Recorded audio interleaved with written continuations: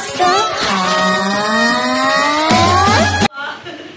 kami kasi dahil sa ulan. So, yung pinaka-main po na topic po mamaya na lang po. Papahakyawan ko na lang po kung ano po yung RA 9262 at kung ano po yung RA. Forever na po silang cover po ng ating 9262 kaya ng ating 7610. Kasi po sila ay walang kakayahan para pangalagaan po yung kanilang mga sarili kahit pa ang edad po nila ay nasa 40 o kaya 30. So kasama pa din po sila.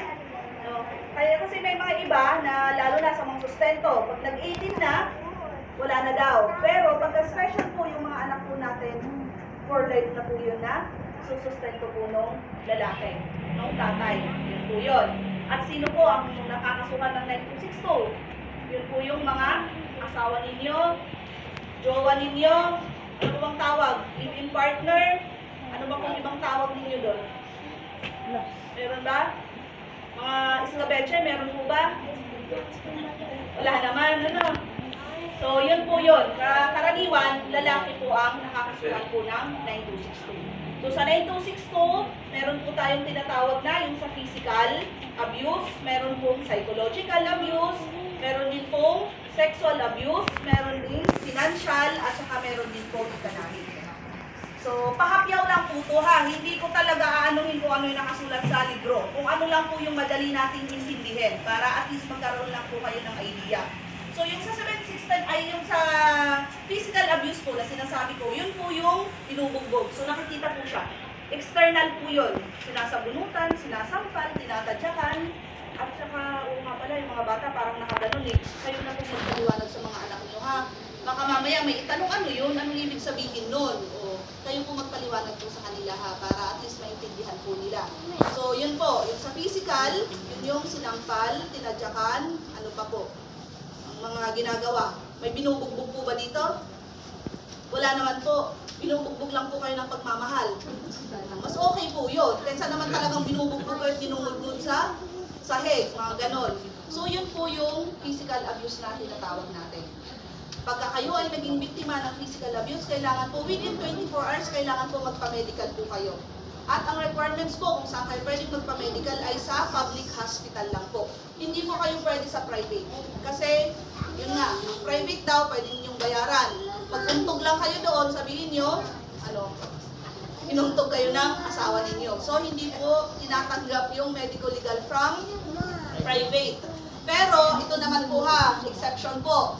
Kung yung nanay naman, hihiwalay na yung ulo sa leeg, at ang pinakamalapit na hospital in private, doon na po ninyo dalhin ha. Huwag nyo namang antayin na mamatay na. Kasi sabi ni Mike, kasi kailangan daw sa public o kasalanan ko ba? No, hindi po. Kung talagang between life and death na yung pinag-uusapan po, at ang pinakamalapit lang po is private, doon na po ninyo siya dalhin. Kasi ginagawan po yan ng private hospital. Kung sakali mang hindi, pwede naman pong paggawan po sa public. Titingnan lang po nila yung medical abstract po na galing po dun sa private hospital. No? Uunahin po natin yung buhay ng tao. Kasi paano naman makakapagsampa ng kaso yan kung patay na. No? So huwag po ninyong pilitin na sa public kung ang pinakamalapit is private at mamamatay na nga po yung tao. So yun po yun ha.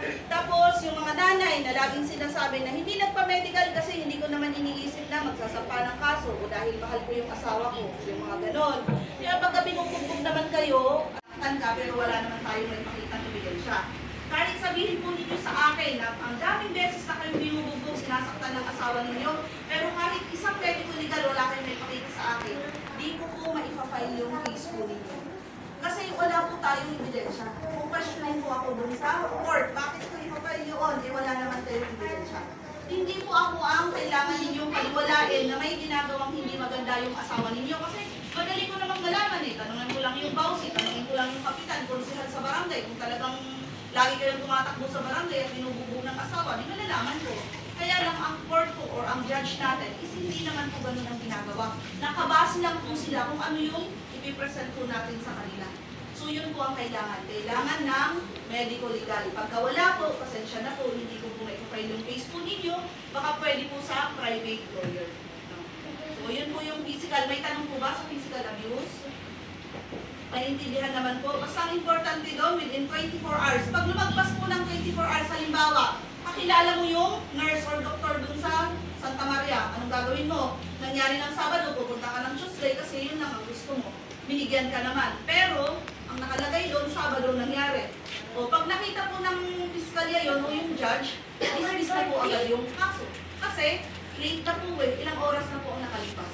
Kailangan po, within 24 hours, magpa-medical po kayo. Kasi sa within 24 hours na yun, tapos lilipas pa, tsaka ka magpapamedical, marami pong mangyayari. Yung iba kasi aantayin daw magkapasa, hindi po kailangan antayin ninyong magkapasa. Kasi pag sa hospital naman, makikita naman po nila yan. No? So, yun po yung sa physical abuse po natin. Kailangan is medico-legal sa public hospital within 24 hours. Psychological. Ang psychological, ito yung mga minumura. Lagi. Sinasabihan ng masasakit na salita. May mga sinasabihan po ba dito ng lawlaw? Mga laylay? Mataba? Ano pa? Losyang? Mga ganon? O, meron ba mga kuya? Ano sinasabihan yung mga asawa ng mga ganon? Ano? Sasabihin nyo, lawlaw na. Dahil marami daw anak. Ay, hindi totoo yun. Sagutin ninyo. Yung kanila ang lumiit. Ano? Kasi yung sa atin, pagkapanganak, bumabalik yan. Diba? Totoo ba mga kuya yun? Diba? Pagka kakapanganak mo, tapos nag-heal na yun. Diba? Pagka ano ulit, parang bago-bago ulit. Kasi sumikip ulit siya. So tingnan nila, baka sa kanila yung lumiit, kung kanino kasi yung nagamit. Tapos sasabihin sa inyo pa yung lumuwag. No? Kaya lang kasi, yung mga ibang misis, hindi naman nila masasabi yun eh. Diba? Sino bang may lakas na sabihin yun sa asawa? Baka baka suntok na, sampal na, di ba? Kaya lang kasi minsan kailangan mo din kasi i-voice out yung nararamdaman mo. Hindi yung tahimik ka. Noon kasi pagka babae, pagka inanuhan ng asawa, tahimik lang kahit nasa asaktan na, lalo sasabihin, mabaho. Ay, sino ba ang lagi-lagi mabango dito? Meron ba? Lalo yung may, ay, ikaw? Ay, oo, kasi walang anak to eh, kaya talagang mabango lagi yan, di ba? Pero tayo, na may pamilya, may anak, mamamalengke tayo, magluluto tayo, hindi naman tayo oras-oras na naliligo para pagkatapos magluto, ligo, edi pas maang aabutin nyo. Lansya, ligo, kasi baka dumating si Mr. na naman, sabihin, babaho ako, ganon, di ba? Tapos ikukumpara pa sa kabit, sasabihin mas mabango daw. Abay, syempre naman, pag sinabi ni Mr. na pupunta doon, ano pang gagawin nila? Bebembangan, di ba? Abay, syempre magdadaw niyon. Oh, yung asawa mo, kadadating mo lang, sisibasibin mo agad, wala kang sabi-sabi. O talaga, makakaamoy ka ng maanggo, o kaya maasim-asim doon. Di ba? Hindi katotohanan naman po yun talaga. Pero pag naman yung mister ninyo, sinabi, mamaya ha? Ano tayo mamaya? Abay, syempre, maliligo din, magdadaw din to, di ba? O, tatanungin pa kung anong gusto, amoy ang maamoy ni mister. Naka-ready na siya. Kaya hindi po pwedeng kumpara ang kabit sa asawa. Kasi iba-iba yung priority po noon. So yun, may mga asawa na hindi nanunutok pero sobrang ganun. Kung ano nung pinagsasasabi, mataba, tumaba dahil nanganak. Sino bang gustong may junior? Diba? Sino bang gustong magkaanak? Ikaw lang ba na babae? Diba siya din? Binigyan mo siya ng junior niya, o kapalit niya, o para may magmana sa apelyado niya, tapos sasabihin kang mataba. Hindi dapat ganun yun. Kasi kung gusto mo yung asawa mo, ganun at ganun ang katawan, hindi huwag mong buntisin. Diba? Kaya may mga babae na ayaw magbuntis kasi nga baka ipagpalit ng asawa kapag naiba yung pangangatawan. Diba? So yun, sa mga babae na laging nakakarinig ng mga masasakit, na akala ng mga mister natin na minsan akala biro. Pero sa isang babae na hindi nakakaranas ng mura sa pamilya, o di kaya yun nga yung sasabihin mabaho, o di kaya naging losyang niya na, yung babae pa naman na yun, o yung asawa pa naman na noon nung high school, naging miss na, yung mga nakakasama sa mga beauty contest, tapos nung maging asawa mo, sasabihin mo ng pangit. Nagkakaroon kasi ng effect sa atin yun. Minsan nararamdaman ninyo, lalo kung tatlong maliliit ang alaga ninyo, di ba? Parang gusto ninyo, teka lang, patigilin muna yung oras, wait lang muna yung ganun, di ba? May mga ganun tayo. Na minsan, pagka sinasabi mo sa asawa mo, arte mo, ako magpagod sa trabaho o magbabalibag pa ng kung ano dyan. O di kaya yung kapapanganak, sasabihin may postpartum, postpartum arte-arte mo, bagay ka pa ng asawa. Sa babae kasi naiipon at naiipon yun. Kaya kung makikita ninyo, may mga balita na yung babae is anong ginawa? sinulog niya kasama yung anak, di ba? Kasi sa sobrang depression at saka na-stress na siguro siya na hindi naman siya matulungan ng asawa, dinadagdagan pa yung problema niya, imbis na silang mag-asawa ang magtulungan. Bago mag-boyfriend at mag-ano lang naman kayo ng asawa mo, di ba? Na walang sikreto, lahat ng pag-uusapan. Bakit nung nagkaroon kayo ng anak, medyo nagkalayuan na, hindi nga kayo nagkakausap, di ba? Kasi naging iba na po kasi yung priority. Kaya lang yung lagi-lagi ko pong sinasabi, kailangan po kasi nag-uusap ang mag-asawa. Tsaka yun nga, pag nasasabihan ka ng masakit, sabihin mo. Nasasaktan ako sa ginagawa mo. No? Kaya nagkakaroon ng something sa isip.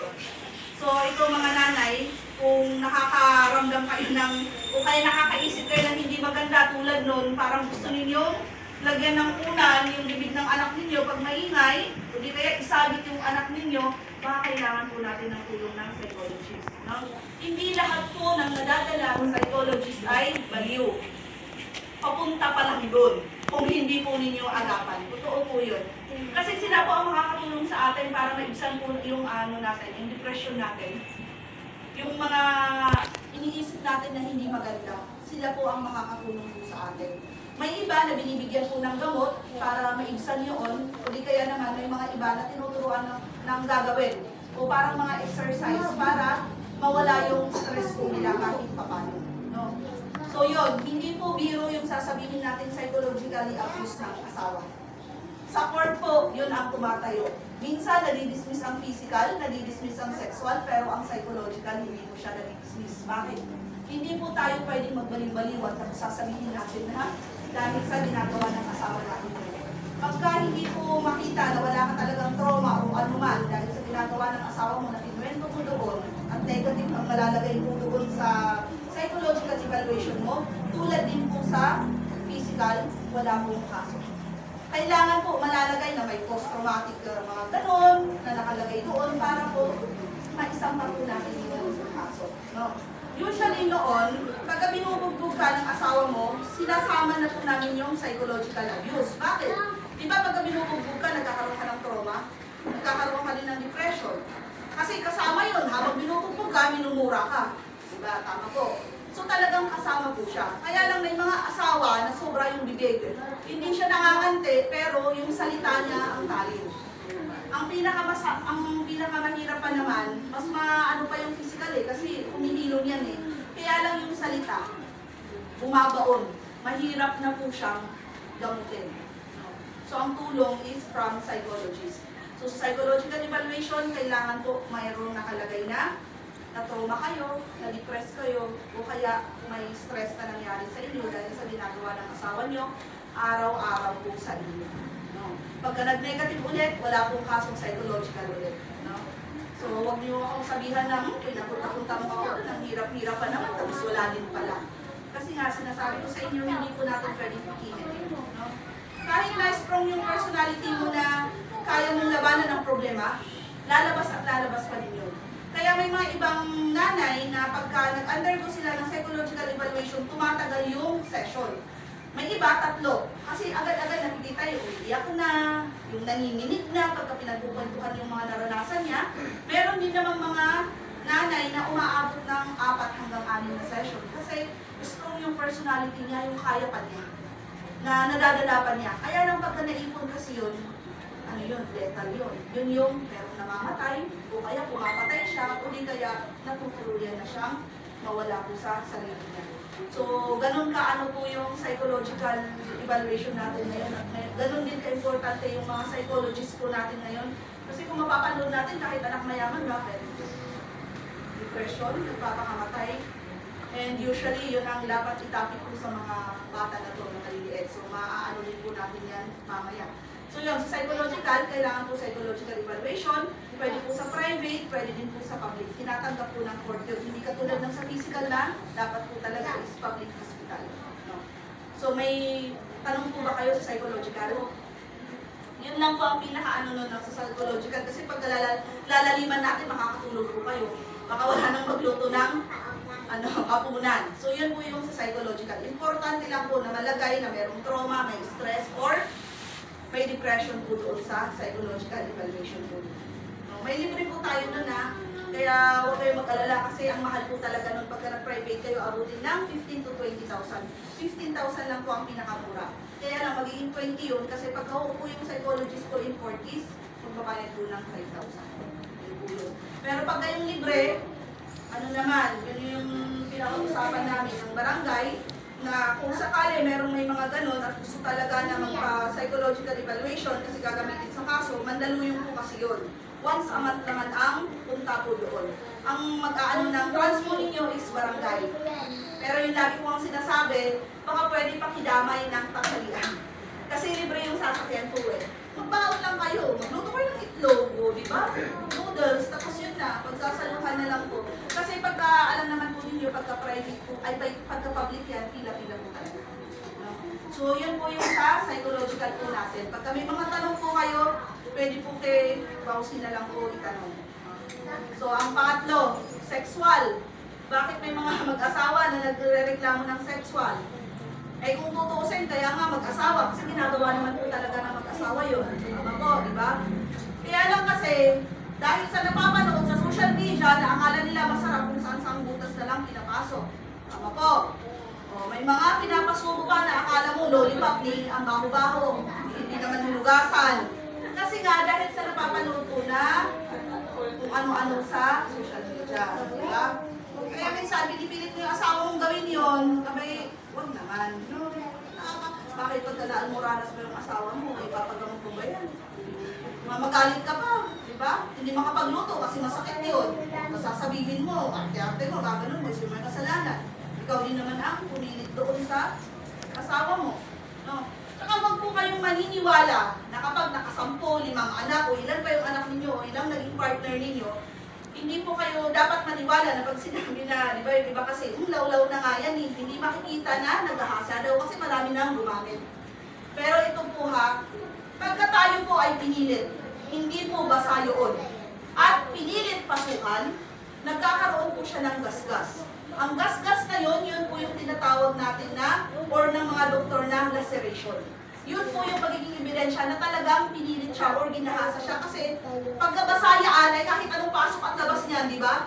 O, may magkakagasgas ba? May nakakaisang oras po ba dito? Unless makakaisang oras siya, nalabas-pasok doon, ay magkakaroon ng gasgas yun, di ba? Eh, saglitan lang naman yun eh. Di po ba? O, so yun po yun. Huwag ka, hindi pwede na sabihin niya na ginahasa siya tapos wala namang makita na solutions. Unless nilagyan naman ng mantika, ano? Madulas. Pero hindi po. Pag kasi ang babae at pinilit at wala sa muduyaan, hindi po talaga siya magpapasa. Kaya mga kuya, pag gusto ninyo, okay, gawan nyo ng paraan, no? Parang biro-biro lang kasi minsan sasabihin, gawin mo para basa, para okay pagka, pasok, ganun. Kasi minsan, wala talaga sa mudang babae. Ay mga 4 night stations pa talaga tayo mga babae. Yung nagkakaroon tayo, parang tayo naglilihi, di ba? Ayaw natin nakahawakan. Nakakairita. Meron din time na parang sese natin. Ay, kahit anong posisyon, pwede. Tama. O. Ay, kahit kayo pa ang mangulit. Diba? May time naman na yung parang gusto mo lang walang sa tabi. May mga ganun-ganun. Kaya totoo mga kuya, yung minsan parang moody yung asawa niyo. Diba? Parang may nakikita mo, galit to, wala naman akong ginawa. Kasi may mga ano po kasi sa mga hormones na hindi ko may papaliwanag, baka yung mga doktor ang makakapagpaliwanag yun. So may mga mood po yung mga babae na minsan ayaw nilang mahawakan, ayaw nilang paggamit kasi nga wala sa mood. Hindi lang dahil sa pagod eh. Nasa ano na natin yun, ano, nature na ba natin yun mga ate? Pero hindi, meron po talaga ang ganun. So yun po ha. No? At saka naman kasi, hindi sa kaanuhan ko ha, pero baka yung mga nagkaanak na ng 5 to, naranasan na po ba ninyong masarapan sa ginagawa ninyong mag-asawa? Naranasan na po ba ninyong malabasan? Baka may nag-anak na ng 3 dito, pero kahit minsan di pa naranasan kung paano masarapan. Hindi totoo, kasi hindi masabi sa asawa na, ano, ay teka lang muna. Oh, putok ka lang, putok dyan. Ako hindi pa nilalabasan. Kasi nahihiya. Hindi mo pa alam kung paano. Lalo na yung mga maagang nag-asawa. Diba? Kasi hindi nila alam po eh. At yun ang minsan na naging dahilan kaya nagkakaroon ng kabit. Kasi pag tatanungin mo to, anong dahilan? Bakit ka pumatol dito? Nalalabasan ako dyan eh. Napapasaya niya ako eh. Kasi naman, kayong mag-asawa, sabihin niyo sa asawa niyo pag di kayo nasasarapan, hindi ungol lang ungol para, di ba? Totoo naman. Para sa masiyahan na to, okay na kasi pagod na ako eh. Dugtog pa ng dugtog. Ganon, di ba? Umungol ka na lang ng umungol para okay na. Pero sa sarili mo, okay ka ba? Diba? Kaya nga may mga kwentuhan ng mga kalalakihan eh. Ang saya ng misis mo kumakanta pa habang nagluluto eh. Kaya, nakakita kagabi. Diba? Kaya mga kuya, pagka yung misis nyo hindi kumakanta, baka hindi naman nasarapan. Diba? Mga ganun kasi. Kaya nga sabi ko, sa ang mga mag-asawa, kaya sabi ko, bagay talaga na yung mga mag-asawa nandito. Para yung mga ganung bagay, pag-usapan po ng mag-asawa naman po kayo, ginagawa ninyo yun di ba? Sabihin mo naman, teka lang, ako muna, teka, gaganon kasi sila kasi pag nagpaputok, wala na. Diba? Matutulog, hihilik pa. Ay, Diyos ko. Diba? Hindi naman lahat marunong magsarili, di ba? Mahirap po kasi na iniimbing lang ninyo. Pag-usapan mo ninyo mag-asawa pa sa gano'n. Kasi yung bagay na yun, parte na po yun ng mag-asawa na dapat po pinag-uusapan ninyo mag-asawa. Kasi minsan, dahil nasa trabaho, iba-iba ng priority, nakakalimutan ninyo yung kayong dalawa. Dahil nakatuon po sa mga anak po ninyo. Para walang pupunta sa office, magre-reklamo, binibilit ng asawa kahit ayaw. May mga ganun, hindi totoo po yun. May pumunta sa akin ang reklamo, hihiwalayan na yung asawa. Bakit? Sa cellphone lang lagi nagigigil daw sa cellphone. Buti pa sa cellphone nanggigigil to. Sa akin hindi man lang nanggigigil. Kasi alam niyo, ang gusto ng babae 3 beses. Isa sa umaga, isa sa tanghali, isa sa gabi, bago matulog daw. Kaya nang mister niya ay naadik sa email lang email. Jadi sabi ng asawa, nakakahiya naman kayo ma'am, yun lang pala. Gusto mo, ba't di mo sinabi? Diba, kulang sila sa komunikasyon. Pag kalimas ng ilang buwan, bumalik sa office. Akala ko, tuloy na ba maghihiwalay ito? Ay, hindi ko kunin ako bilang diba? Nagkaroon pa ako ng inaanak na naman sa Bukawi, nagagdagan na naman. Totoo po yun. Kaya nga sabi ko kanina, dapat po yung communication po ninyo bilang mag-asawa is maging okay. Hindi pwede yun. Oo, papuntahin mo sa DSWD nung kayo magharap. Bakit ayaw mo kayo?